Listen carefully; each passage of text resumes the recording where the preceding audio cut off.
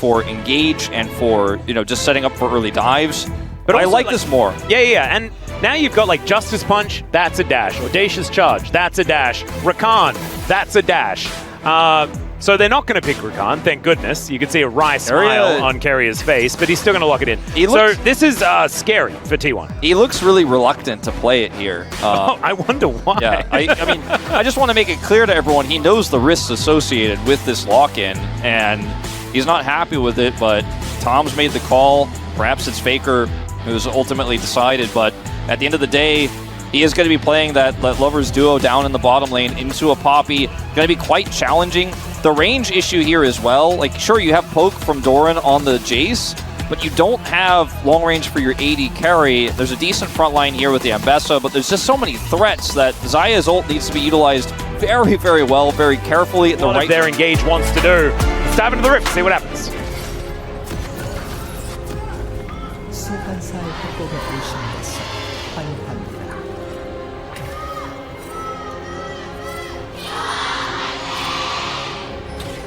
All right, T1 fans in full voice.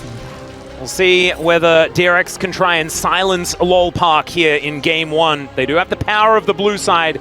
They do have what we see as a decent draft. But T1 are still T1. We'll see whether they can get over the line utilizing that. We've seen already that DK, pretty formidable opposition after dispatching with their foes this morning. Pretty comfortably, one could say. And so T1 losing to them feels a little bit less bad. If they lost to DRX here, though, that would certainly not be great. Especially because that basically confirms that Group Baron is doomed. Yes. Have to agree with you on that. And you can lose to one of the top teams in Group Elder, but if you start to lose to some of the shakier ones, things look a little bit rougher. It's a pretty tough level 1 for DRX's composition, so they can't force the vision control they'd like to otherwise have here, but Lazyfield and Andil will be able to safely go up here on this ward. Now, Doran is playing Jace, and Rich is playing Ambessa. I know everyone... Really, really good. It's always been a treat. Oh, Lazyfield, this is a treat for him and not one that he really wants. I think knows that he's dead as he throws down the barrier. There's the wind becomes lightning. His owner is going to make sure that the Ezreal dies, and over the wall goes Sponge, understanding that this 1v2 is not one that he can take. First blood to T1. Yeah, a little bit overzealous on the barrier, you would have to say, but owner does have to flash. You're ultimately... now looking for a little bit more down here on the Rich. That's such a high-value ward that... Information. All right, there's the weave as well. Andil flashing over, looking for Carrier. Hasn't pressed that W just yet, as there it is. Into the wall they go. Seismic Shove is fantastic. Heroic entrance. Not getting the knockups they're looking for, but Andil still in trouble. Carrier going to be going down first, though, as it's both supports lying on the floor. The barrier comes in. Lazyfield is still going to get cut down by the feathers, and Ucal, oh no, doesn't manage to hit the rocks. As the flash goes forward, the Justice Punch comes in, and oh, that was actually really cute there from Ucal as well. Does have to flash out of the way, but was going to catch Faker there with the flick back. Yeah, that was a really nice shove attempt there to deny Faker from going in for that knockup. But ultimately, Faker just stops the channel, and that's the end of that. So Ucal does get out with his Did he get stopped because the rocks were still there? I'm actually not sure. Looked a little bit weird. Well, we'll see maybe on the replay. We'll check in. I thought he just went back. Oh no, there weren't any rocks. Yeah, I think he just went back, but... oh man, that's unfortunate. So T1 going to start off this dragon. They've already got first blood. And it is 2-1 in grubs, but that means that no one gets the feat of strength. So no one's feet are that powerful just yet. And you were able to see that like right away. But it was weird, like, because you can't cancel Justice Punch, right? Like, so as soon as you're starting to do that, like something had to stop him. Well, but I was sure the rocks weren't there. Yeah, I thought he just went into the wall maybe, but the rock was there. Yeah. Anyway. Get on the board for DRX. Have to see them find a bit of an angle here. Sponge even finding an interrupt on Carrier. There's a cease and desist as well. Seismic Shove pushes him back. Carrier's just dead. Heroic entrance might be heroic, but it is not going to save that Rakan. Oh, Doran? Yeah, Rich going to be like finding the ultimate. Immediately onto Doran here, and oh, Sponge. Perfect positioning once again. Continues charging, but that's a great flash from Doran. Able to get that hammer blow back as well, and Andil's We've got the first of the object. Yeah, he just is out here way too far with no teammates. Like, and the good old backing. The problem was it wasn't a reactionary steadfast presence. It was instead and I'm panicking. I need it for the movement speed, and then they just wait it out. And they get the kill over to FAKER as well, so that's it's a little bit of a worry here if he continues to get powered up. And Sponge going to be denying that one, so only one objective to be taken here by DRX. Critically gets that one without the smite, so has another opportunity to grab an additional.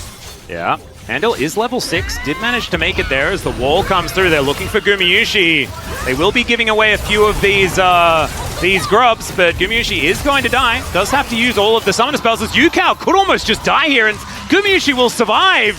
T1 take 4 out of the 6 grubs in the early stages of the game as well, and I'd say if you're a T1 fan, you're real happy with how that one went. I mean, I told everyone he's the one you can trust. Never mind. Maybe don't be... Oh, never mind. He's fine. He's the one you can trust. Totally fine. Calculated. Yeah, you can. Giving up the grubs as well. Now Rich is isolated. Sponge comes over. Does have ult flash. Yeah, let's see whether they can deny this first turret, because that'll mean feats of strength going over to T1. FAKER. Let's see it. Okay, there is the public execution, and Doran will be going down first. Oh, they take their time! They take too long! And he's able to get the kill onto Rich. Sponge versus FAKER here. I think it's probably still pretty good for FAKER, despite the fact that he is Galio, not necessarily good at dealing with physical damage, but he's just able to walk it off. Okay, well that ended up being pretty bizarre, but Doran is going to be really happy with the result, because now obviously topside with no jungler here to threaten, Guma's going to get additional plate gold with Carrier, looking for the first turret as well, which would be feats for them. Yep, that's they won't get it. Strength. So T1 will be able to collect that one for themselves. And it's just going kind of from bad to worse here for DRX. Like, I really do like the answers that DRX has. Yeah. Like, for what T1 are trying to do. But unfortunately, T1 are just really, really good at playing out compositions like this. You know, like the protect the president, FAKER with a lot of utility, owner on a champion that can just brawl with you early on in the game. And in this composition, Doran's kind of irrelevant, right? Like, you want to put him in a side lane. He wants to be... And now Doran's going to grab this turret as well. And man, T1 snowballing this gold lead. 2 turrets, yeah. 3,000 gold ahead, 14 minutes, feats of strength on top of it all. They're going to opt out. Rift Herald started up here for T1. And are DRX going to be capable of stopping T1 from just getting what they want in this game? That's the big question.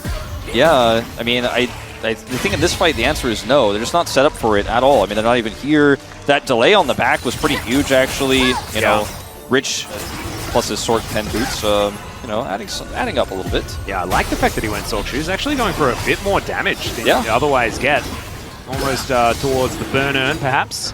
Unless he does go for, you know, something else, could be a little bit more of a battle Galio, but that is going to be second dragon for T1. Ocean Soul this game, as Lazy Feel trying to dash forward, make things happen. Muramana not quite done just yet.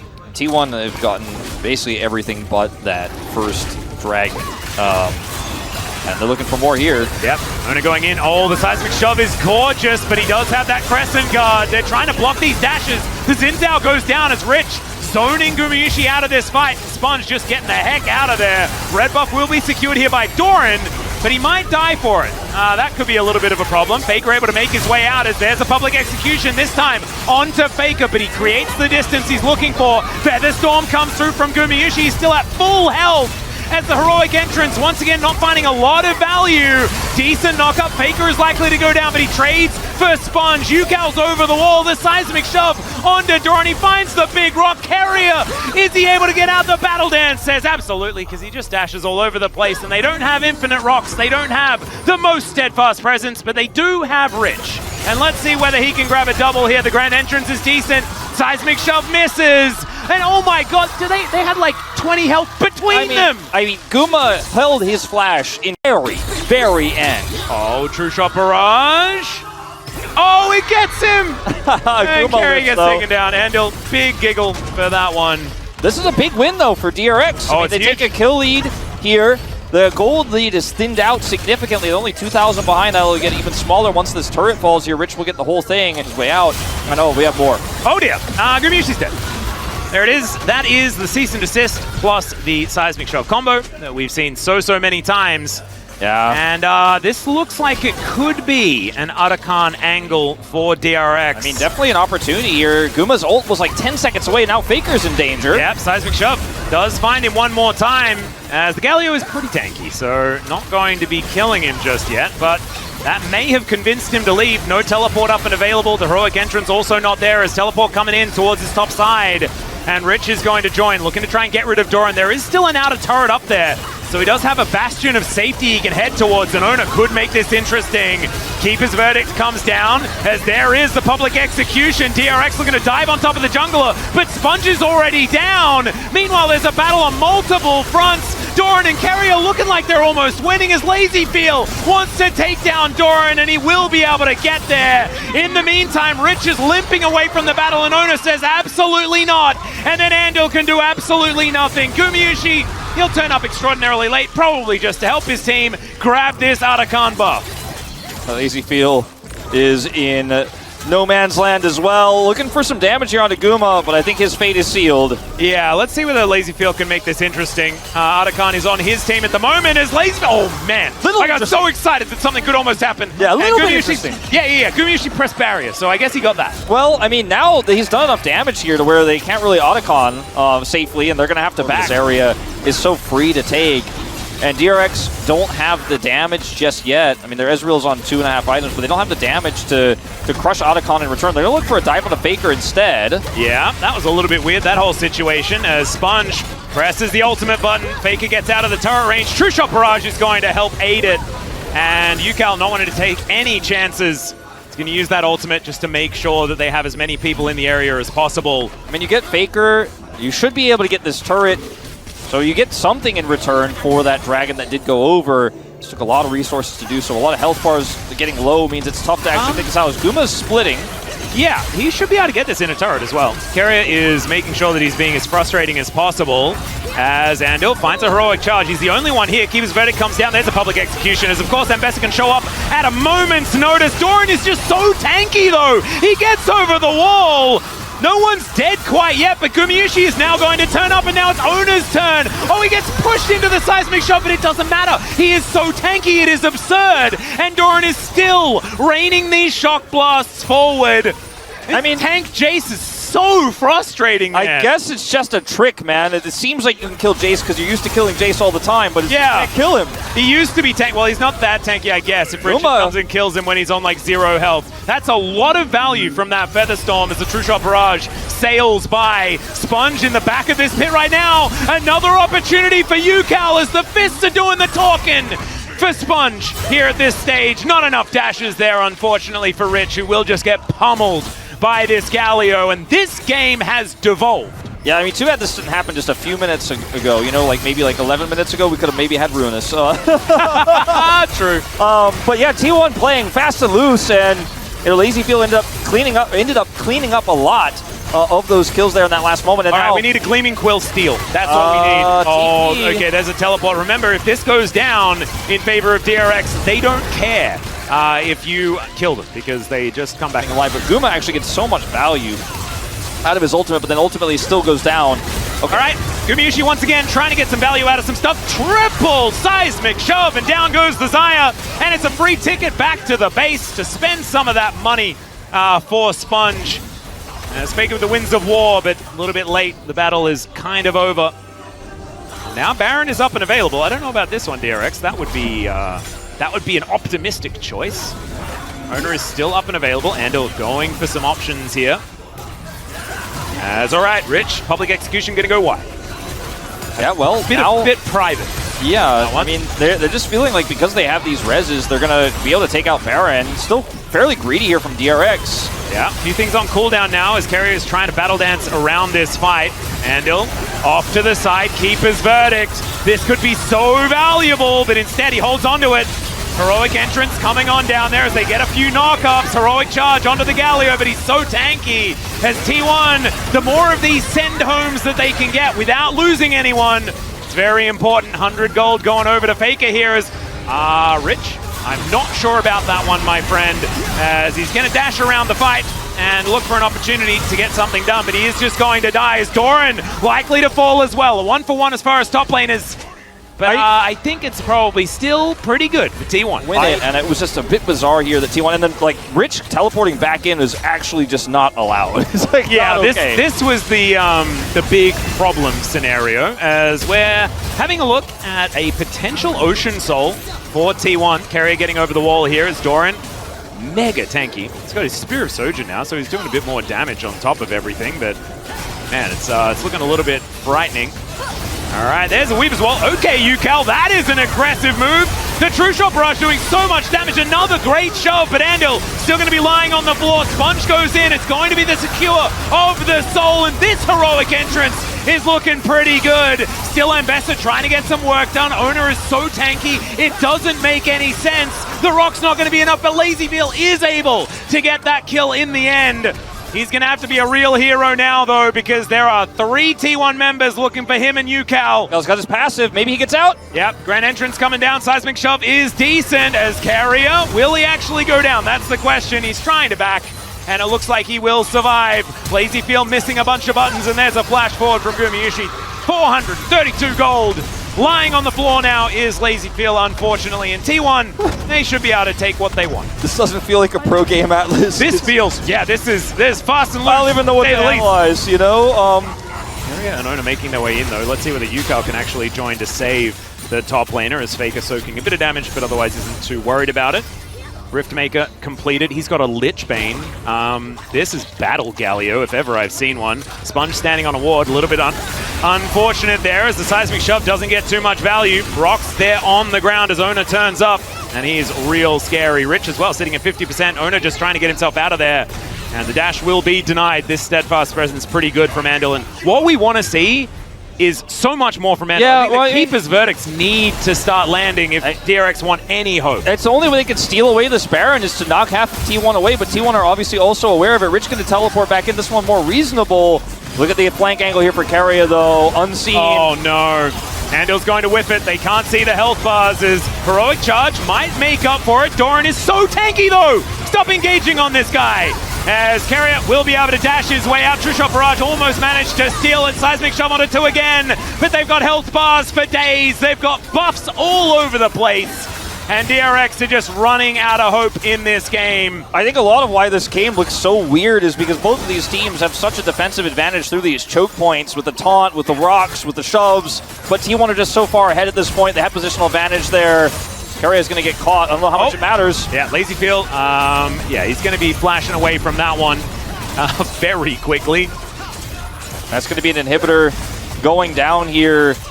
Oh, there's the flash taunt. Going to connect onto 2 of them. In goes Andil, though, to try and stop this one from happening. But LazyFeel, in the blink of an eye, he disappeared. The Ambassador as well. Sorry, Rich. But it's a gray screen for now, and it looks like T1, they may not be stopping here. They might just be finishing this game off. Their first win on red side, and a pretty good sign if you want Baron to make a comeback in terms of the battle of the groups. The world champs finally on the board here with a victory over DRX here in game 1 at least. So I guess not necessarily finally on the board. Still need to do it one more time. This was a much better showing than what we saw a couple of days ago. And that is not going to be fun. There's the Lee Sin I was talking about. I mean, I think Owner can pick whatever he feels like here. It'll be just fine. Shaco would be fun. Graves would be fun. Graves actually really works out because they'd like a little bit more attack damage, but we'll just be the Lee Sin ultimately here. And, you know, the thing is, the draft in isolation for DRX is like a middling, you know, it's a game 2 fearless draft. You know, some champs were missing. Stock standard AoE team fighting. But the problem is that you're fighting against Aurora and Rumble, which is already a strong combo.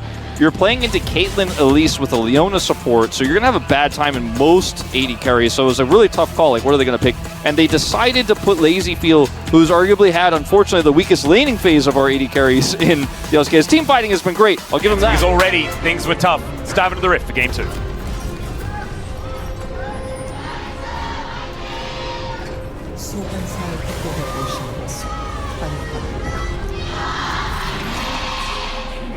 All right, here we are, ladies and gentlemen, onto the Rift for game number 2. T1, second time on red side. We're going to pick up another victory and close out a second win for Group Baron.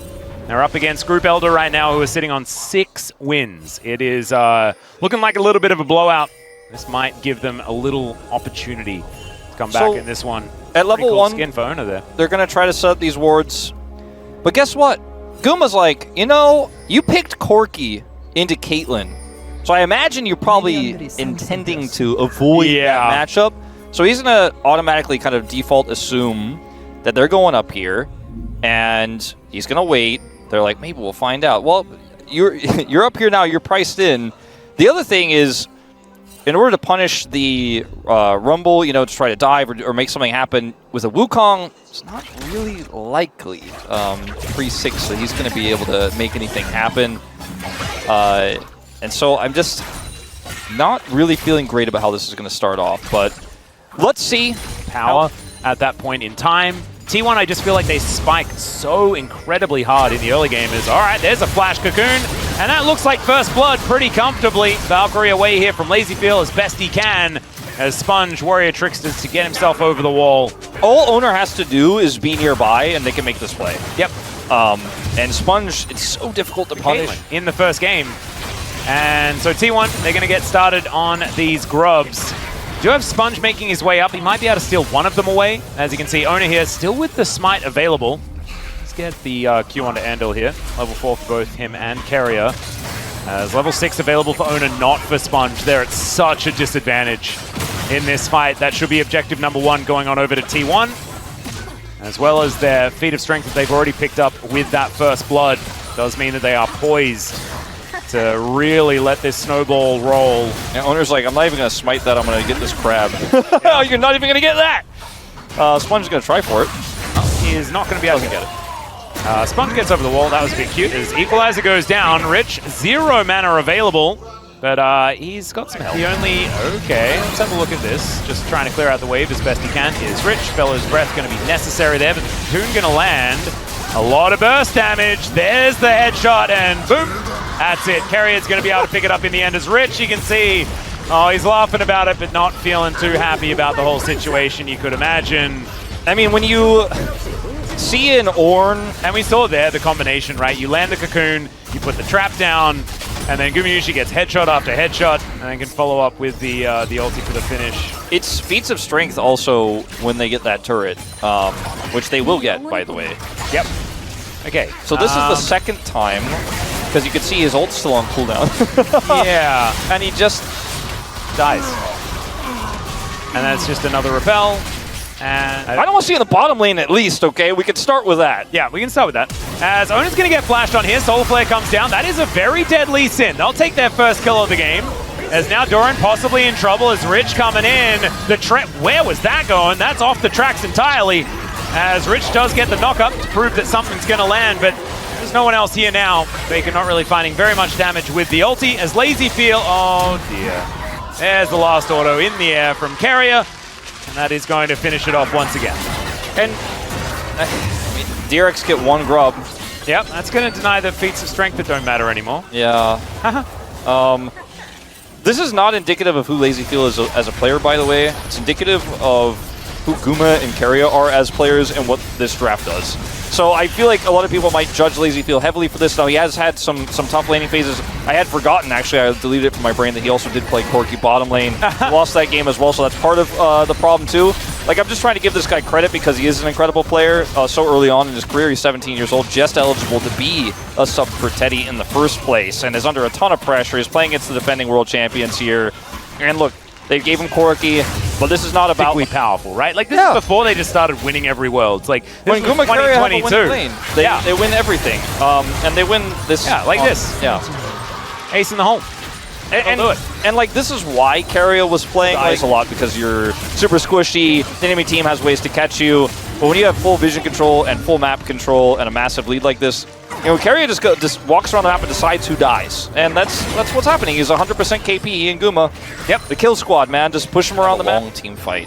So slowing this game down somehow, slowing these fights down somehow, letting Rich, you know, tank that damage is the only way you could hope to win a fight in an even game state, which we're not in. But, I mean, this is just going to be T1 getting everything they want. This turret is next on the list. Yep.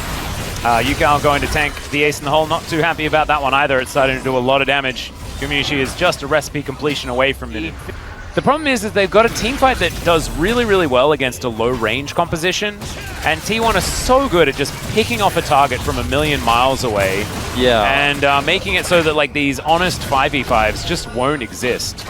And I mean, look at the zoning they can do with these traps as well. Caitlyn is known to shoot far. Yeah, she does do that. In terms of range. And they just grab this Herald for free, and now they're like, well, I guess we push Inner with it? Take it away from him, and he doesn't get to play it, because remember, they first picked this over the Aurora. Yeah, I don't know. And the Rumble. There's no explaining it that makes sense to me. Personally, as Faker could be in trouble here. As the train comes down, this time it's going to land. Nice little chain CC there from Rich, but he's well and truly by himself. And he's going to have to try and flash away the flash forward from Owner, and he kicks him in the back of the head. That's going to send him to the death chamber as Sponge. Warrior tricks to get himself out of the way, and Gumayusi doing the thing he loves to do best, which is shoot turrets. Unless he can shoot the little yodel in a plane. It's another thing that he really enjoys doing. Yeah, he likes to get money and then use it to buy items and then kill people with it. But also killing turrets, like you said, he is a big enjoyer of that. Faker may be in trouble really for real this time, maybe? Yeah. He's not going to be able to make that flash work, as Owner is like, yeah, you're on your own, buddy. Owner's like, nah, sorry, man. That's all I can do. Just check, you know, behind them there, that brush in this case. Small victory. That's the support, by the way, versus the jungler. Carrier just half-elfing him with his Storm Surge. I thought the Ornn was the support in this game for DRX. Yeah. Or wait, maybe it's the Wukong, or maybe it's the... It could honestly be any of them at this stage. Yeah.